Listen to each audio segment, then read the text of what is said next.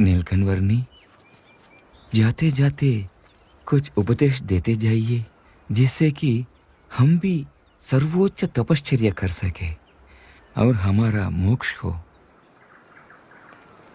तप, त्याग, वैराग्य, तीर्थ, सेवा आदि तो अनेक साधन हैं, पर वे आत्यंतिक मोक्ष पाने के लिए पर्याप्त नहीं है। पर हाँ, यदि परमात्मा का दृढ़ आश्रय कर लिया जाए तो ऐसे कई सारे साधनों के फल से भी अधिक ऐसा आत्यंतिक मोक्ष मिल सकता है। नीलकंठवर्णी, आपकी तपो मूर्ति की दिव्य स्मृति हमेशा के लिए हमारी हृदय में जीवंत रहे और उसी के आश्रय से ही हमारा पूरा जीवन बीते। ऐसे आशीर्वाद हम पर बनाए रखना नीलकंठ प्रभु। प्रणाम। तपश्चर्या में मेरी सहायता करने के लिए धन्यवाद। धन्यवाद। प्रणाम हो इस बाल योगी को। प्रणाम।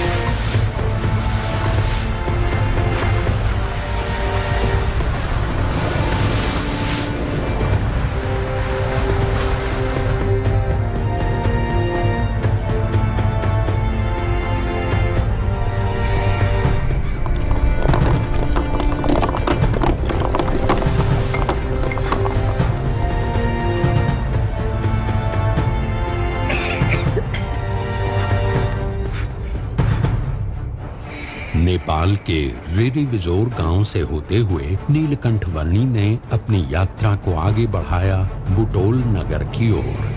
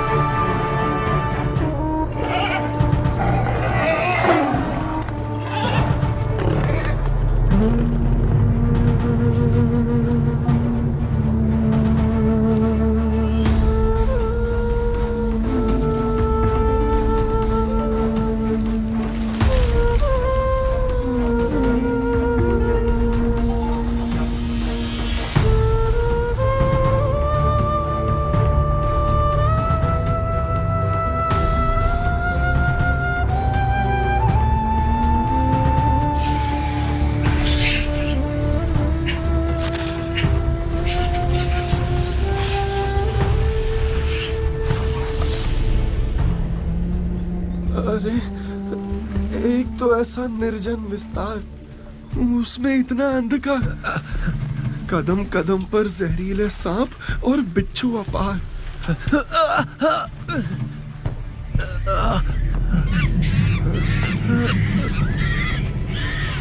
और ऊपर से कभी भी कोई भी जंगली पशु कर सकता है कहीं से भी वहां। हे भगवान, अब तो तू ही कर मेरा उद्धार।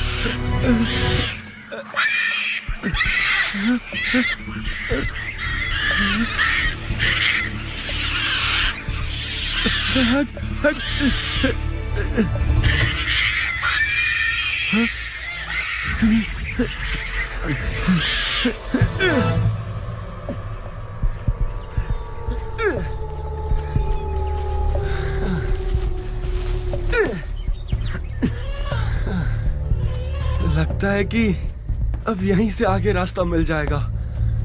भगवान, ये तो मैं उसी जगह पर आकर अटका जहां से रास्ता ढूंढने के लिए निकला था।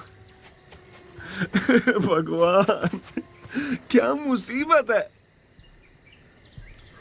परमात्मनि यो रक्तो विरक्तो अपरमात्मनि। अरे ये आवाज कहाँ से आ रही है? कौन है ये? विरक्तो अपरमात्मनि। कौन है यहाँ? कौन है यहाँ? परमात्मनि यो रक्तो विरक्तो। अरे वर्णी जी, साधु राम, अच्छा हुआ आप मिल गए। मेरा नाम मोहन दास है। मैं हिमालय की तलहटी में जाना चाहता हूँ, पर कब से घूम फिर के यहीं आकर अटक जाता हूँ। आप मुझे रास्ता दिखाएंगे? हाँ, अंत तक रास्ता दिखाऊंगा। भूले भटके हुओं को सही रास्ता दिखाना, वही तो मेरा काम है। हाँ। बस मेरा साथ मत छोड़ना। बिल्कुल नहीं छोड़ूंगा। जरा संभल कर चलिएगा वर्णी जी, यहाँ पर बहुत सारे सांप और बिच्छू निकल आते हैं।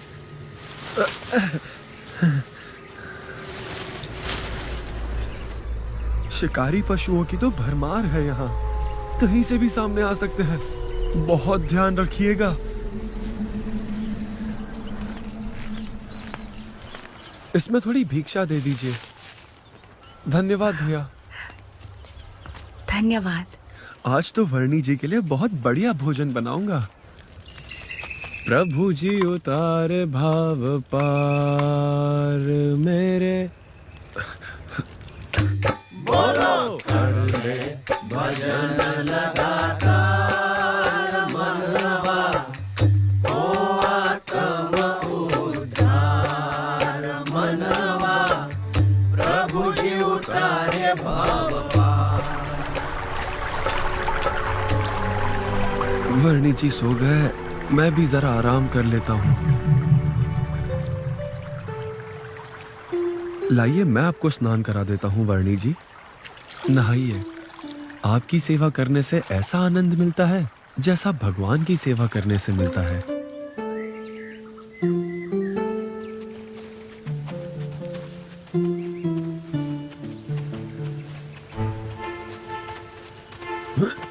हाँ?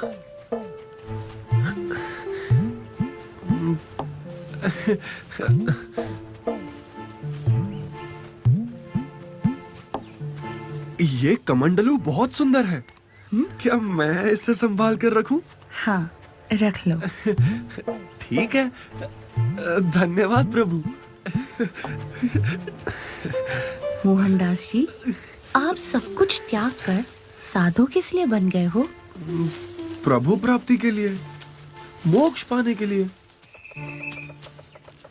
भर्तृहरि और गोपीचंद दोनों बड़े राजा थे। हाँ थे। अपने समग्र साम्राज्यों को त्याग कर वे मोक्ष पाने के लिए निकल पड़े थे, पर अपनी झोलियों को टांगने के लिए एक छोटी सी खूंटी के लिए लड़ पड़े थे। लो बोलो। इसकी रचना बहुत सुंदर है।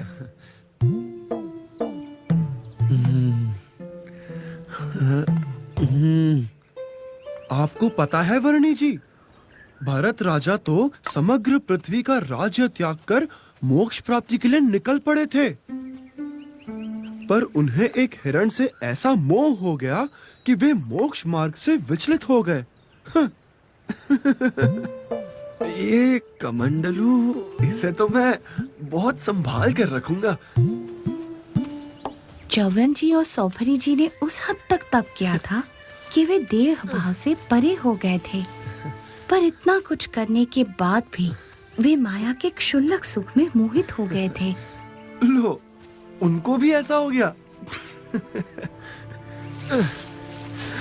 बड़ा अजीब है ये माया का चक्कर।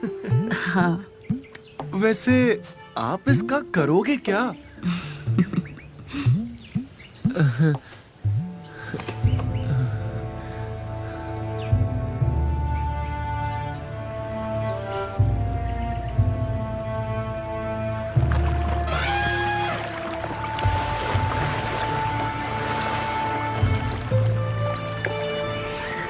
मेरा प्यारा प्यारा कमंडल, इसमें पानी पीने का मजा ही कुछ और आएगा। इसे संभाल कर रखता हूँ, क्योंकि प्राण जाए पर कमंडलू ना जाए। ये कमंडलू मुझे दे दीजिए। हाँ हाँ, जरूर, लीजिए। यहाँ से नदी पार कर लेते हैं।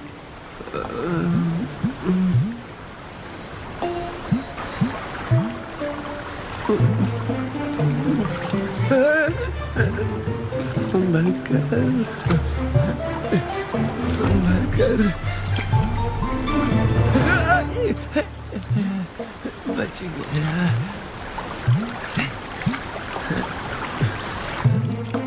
जरा ध्यान से प्रभु, गिरा मत देना, कमंडलू संभाल लेना। अरे मैं पकड़ लूं? अरे मेरा कमंडलू टूट ना जाए, संभालिएगा। अरे संभल कर, क्या कर रहे हो? बच गया। संभल कर, अरे संभल कर, हाँ, संभालिएगा। मैं नहीं गिरूंगा, अरे ध्यान, चिंता मत कीजिए। अरे कहीं कमंडलू ना गिर जाए, टूट ना जाए। हाँ हाँ, ध्यान रखूंगा और आपके कमंडलू को भी कुछ नहीं होने दूंगा। मैं पकड़ लूं? हे भगवान, बच गया मेरा कमंडलू। वर्णी जी, आप इसका क्या करोगे? दे दो मुझे, कितना प्यारा है। मोहनदास जी, लाइए, मुझे दीजिए।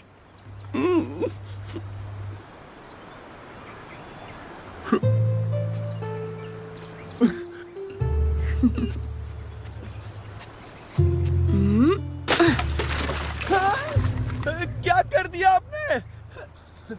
अरे क्या? सत्यानाश! इतना सुंदर कमंडलू तोड़ दिया आपने। हाँ, क्योंकि साधु सन्यासी का सत्यानाश तो तब हो जाता है जब उसकी वृत्ति परमात्मा से छूटकर कोई भी छोटी बड़ी माइक वस्तु में लग जाती है। जिसको पाने के लिए सब कुछ छोड़ दिया हो, उस परमात्मा के सिवा और कहीं भी लगाव हो जाए तो साधु जीवन का सत्यानाश। सही कहा आपने नीलकंठ वर्णी। मैं भी भगवान के भजन छोड़कर इस तुच्छ कमंडलू के गीत गाने लगा था। मेरा तो स्वभाव ही ऐसा है, कहीं ना कहीं लगाव हो ही जाता है। तो मेरा मोक्ष कैसे होगा? निराशा से निराकरण नहीं होता, आशा रखिए मोहनदास जी।